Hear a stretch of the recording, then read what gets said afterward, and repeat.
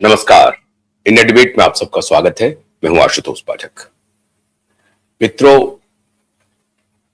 Donald Trump के बतौर Donald Trump दुनिया के सबसे खतरनाक व्यक्ति की मृत्यु को अब सप्ताह से अधिक बीत चुका है। दूसरा सप्ताह हो रहा है, लेकिन अभी भी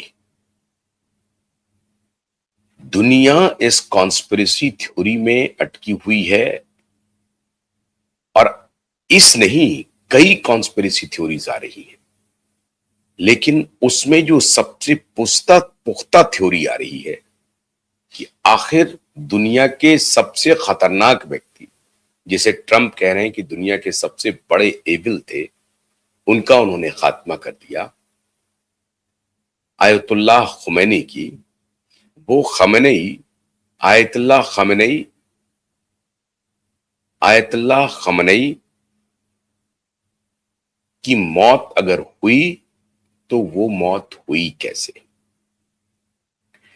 लगातार लोग चर्चा कर रहे हैं इतना प्रिसाइज अटैक कैसे हो पाया, जबकि लगातार आयतुल्लाह खुमैनी बंकर में छुपे हुए थे और वो एक दिन एक सुबह बंकर से बाहर आते हैं और फिर अपने साथ साथ जो 40 बड़े लीडरान थे अलग अलग महकमों के, डिफेंस से लेकर के, विदेश मामलों से लेकर के, फाइनेंस से लेकर के, होम के, तमाम तरह के लीडरान खत्म कर दिए गए।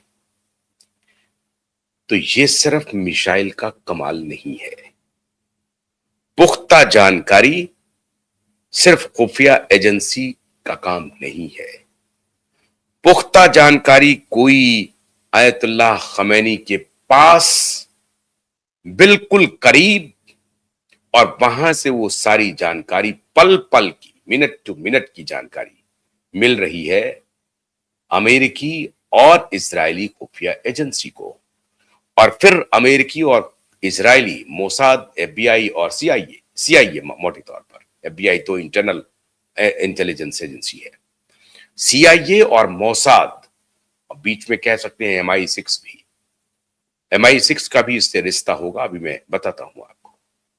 सीआईए और मोसाद की एग्जैक्ट रिपोर्टिंग कि फलाने जगह पर आयतुल्लाह खुमैनी अपने इतने लोगों के साथ मीटिंग कर रहा है, और उसके बाद कमांड जाता है और फिर टारगेट फिक्स होता है और फिर टारगेट फायर किया जाता है, और फिर टारगेट न सिर्फ फायर होता है, टारगेट अपने टारगेट पे जाके पूरी तरह से विध्वंस कर देता है, मिट्टी में मिला देता है, नामो निशान खत्म हो जाता है, धुआं धुआं हो जाता है सब कुछ।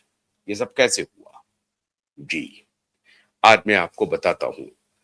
हालांकि इसकी पुष्टि दुनिया की बड़ी इंटेलिजेंस एजेंसी नहीं कर रही है, लेकिन खबरें तो निकल के आ ही जाती है, छुपती कहां है।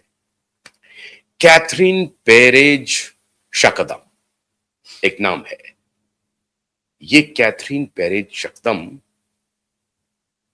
एक यहूदी लड़की थी जो अपना धर्म परिवर्तन करा लेती है। धर्म परिवर्तन कराती हैं, वो इस्लाम कबूल करती हैं, और पहली बार जब इस्लाम कबूल करती हैं तो वो सुन्नी मुसलमान बनती हैं। बाद में खुद को कन्वर्ट करके सिया मुसलमान बन जाती हैं। कैथरीन पेरेज शकदम लंदन विश्वविद्यालय से डबल पोस्ट ग्रेजुएट है। साइकोलॉजी के अलावा पॉलिटिकल फाइनेंस और अन्य विषयों में दो दो पोस्ट ग्रेजुएशन की डिग्री रखती है, और इजराइल के जियो स्ट्रैटेजिक समूह में 7 साल बतौर स्ट्रैटेजिस्ट वो नौकरी करती है। और इसी दौरान लंदन से पोस्ट ग्रेजुएट करने के बाद कैथरीन इजरायली जियो स्ट्रैटेजिक समिति में काम करती हैं, 7 साल तक नौकरी करती हैं। उसी दौरान वो यमन के एक सुन्नी मुसलमान से शादी करती हैं। एक यहूदी लड़की, ध्यान रखिए, एक यहूदी लड़की सुन्नी मुसलमान, यमन के सुन्नी मुसलमान से शादी करती हैं और वो मुसलमान हो जाती हैं, इस्लाम धर्म को कबूल कर लेती हैं। और यहां से उनका असल खेल शुरू होता है। वो इजरायली मामलों पे, ईरानियन मामलों पे, गल्फ के मामले पे आर्टिकल लिखना शुरू करती हैं, आर्टिकल लिखती हैं, कई किताबें लिख चुकी हैं। अब वो डायरेक्ट हस्तक्षेप ईरान में करती हैं। ईरान में वो खुद को सिया मुसलमान में कन्वर्ट कर लेती है। कन्वर्जन उनके लिए कोई मामूली बात, बड़ी बात है नहीं, क्योंकि वो एक तरफ तो यहूदी थी, उससे बदल करके उन्होंने सुन्नी इस्लाम को अपनाया और उसके बाद वो खुद को सिया इस्लाम के रूप में कन्वर्ट कर दिया। और सिया इस्लाम के रूप में कन्वर्ट करने के पीछे का खेल ये था कि वो खमेनेई के आसपास उनको पहुंचना उनका टारगेट था। वो खमेनेई के आसपास ही नहीं पहुंची, वो फिर खुद को एक स्टैब्लिश्ड जर्नलिस्ट के रूप में प्रचारित कर दिया। और इस हिसाब से कैथरीन पेरेज शकदम की पहुंच खमेनेई के क्लोजेस्ट लोगों तक हो गई। क्लोजेस्ट लोग का मतलब सिर्फ विदेश मंत्री और फाइनेंस मिनिस्टर और जो डिफेंस मिनिस्टर हैं उस तक नहीं। क्लोजेस्ट का मतलब है कि सीधा खमेनेई के बेडरूम तक आप समझ लीजिए कि कैथरीन पेरेज की पहुंच हो गई। बेडरूम से तात्पर्य यह नहीं है कि उनके साथ उनका कोई एलिसिट रिलेशनशिप था, नहीं। मतलब ये कि क्लोजनेस इतना कि कैथरीन खमेनेई के आसपास जा सकती हैं, मुलाकात कर सकती हैं, मिल सकती हैं। और खमेनेई भी उतनी बड़ी आवाज सिया मुसलमान की नहीं थी जितनी बड़ी आवाज, जितनी बड़ी डिपेंडेंट कैथरीन पेरेज शकदम ने खुद को बना लिया। ईरानियन वॉइस बनकर के आ गई। उनके आर्टिकल्स, उनकी किताबें, टेलीविजन डिबेट्स, हर जगह कैथरीन कैथरीन हो गई और कैथरीन ईरानियन को डिफेंड करने की सबसे ताकतवर मशीन बन गई। और इस लिहाज से कैथरीन अली खमेनेई के इनर ग्रुप में सबसे चर्चित थी।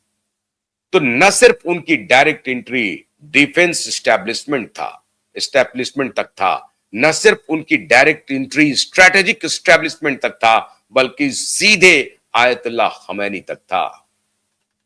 यह हो नहीं सकता है मित्रों कि 9:45 पे 3 घंटे पहले ऑपरेशन को अंजाम देने का मिले, क्योंकि वहां से फ्लाई डाउन करके फाइटर जेट आता है और मिसाइल की बम्बार्डिंग होती है या मिसाइल छोड़ा जाता है टारगेट फिक्स करके अमेरिकी एयरबेस से और इजरायली एयरबेस से। मिसाइल पर मिसाइल, 30 बॉम्बिंग एक साथ, 1200 बॉम्ब, 30 बॉम्बिंग एक साथ, उसमें छोटे बड़े 1200 बॉम्ब एक साथ बरसा दिए गए। अब आप कल्पना कीजिए इतना बड़ा ऑपरेशन, जिसके बारे में डोनाल्ड ट्रंप ने कहा था कि जब ईरान ने सऊदी अरबिया और यूनाइटेड अरब अमीरात, दुबई, इन सारे देशों पर भी जो इनका जो अमेरिकी एयरबेस था या अमेरिकी जो डिफेंस बेस है उसके ऊपर जब ईरान ने हमला शुरू किया, तो डोनाल्ड ट्रंप ने कहा कि अब ईरान वो देखेगा जो आज तक इतिहास ने कभी देखा नहीं था, कम से कम ईरान ने नहीं देखा है। और वही दिखाया डोनाल्ड ट्रंप ने और बेंजामिन नेतन्याहू ने। लेकिन इस दिखाने के लिए कौन था वो, कौन थी वो जो सारी सूचना मोसाद और सीआईए तक पहुंचा रही थी? जी, ये जो जर्नलिस्ट थी कैथरीन पेरेज शकदम, मोसाद की ट्रेंड स्पाई थी। ध्यान रखिए, होलोकॉस्ट के बाद, इजराइल के गठन के बाद, लगभग 35-40 वर्षों के बाद, जिसने होलोकॉस्ट में हिटलर के साथ बड़ी भूमिका निभाई थी, उसको एक ऐसे दुनिया के ऐसे जगह से, वीराने से मोसाद के सुपर इंटेलिजेंट स्पाई ढूंढ लाए और उनको एयरलिफ्ट करके ले आए और फिर उनको वो सजा दी जिस सजा के वो हकदार थे। अब ये कैथरीन है कौन? कैथरीन का जन्म फ्रांस में हुआ। कैथरीन के मैटरनल जो ग्रैंडफादर थे वो नाजियों के खिलाफ लड़े थे, नाजियों के खिलाफ। और जो इनके पैटर्नल ग्रैंडफादर थे वो होलोकॉस्ट सर्वाइवर थे। बड़ी फैमिली से आते थे। फ्रांस में इनका जन्म हुआ और उसके बाद वो लंदन शिफ्ट करती हैं। लंदन में वो पोस्ट ग्रेजुएट करती हैं यूनिवर्सिटी ऑफ लंदन से और फिर वो इजरायली स्ट्रेटेजिक टीम की हिस्सा बनती हैं और जियोपॉलिटिक्स पे अपना काम शुरू करती हैं। जियोपॉलिटिक्स पे काम क्या शुरू करना, सीधा समझिए कि मोसाद के एक्टिव एजेंट के रूप में काम शुरू करती है और फिर मोर्चा संभालती है वो ईरान का। अब आप कल्पना कीजिए मित्रों, जिस ईरान में अली खमनई वहां की महिलाओं को थोड़ी सी भी आजादी नहीं दे रहा हो, उस ईरान में कैथरीन पेरेज शकदम उनके इनर रूम तक पहुंच जाती है और वहां से वो सिया इसूज को, काउंटर सिया इसूज की चैंपियन बन जाती है। ईरान की वो एक प्रकार से माउथपीस बन जाती हैं। सिया और कट्टर इस्लामिस्ट बन जाती हैं। एक ज्यू लड़की जो सुन्नी इस्लाम में कन्वर्ट होती है, फिर सिया इस्लाम में कन्वर्ट होती है, लेकिन कोई उसके ऊपर शक नहीं करता है, शक से दूर है, किसी प्रकार का शक नहीं होता है। और यही चूक हो गई आयतुल्लाह खमैनी से कि आखिर में ये महिला है कौन, इसकी जानकारी लेनी चाहिए थी। लेकिन महिला का जो पब्लिक अपीयरेंस था उसने अली खमनई को धोखे में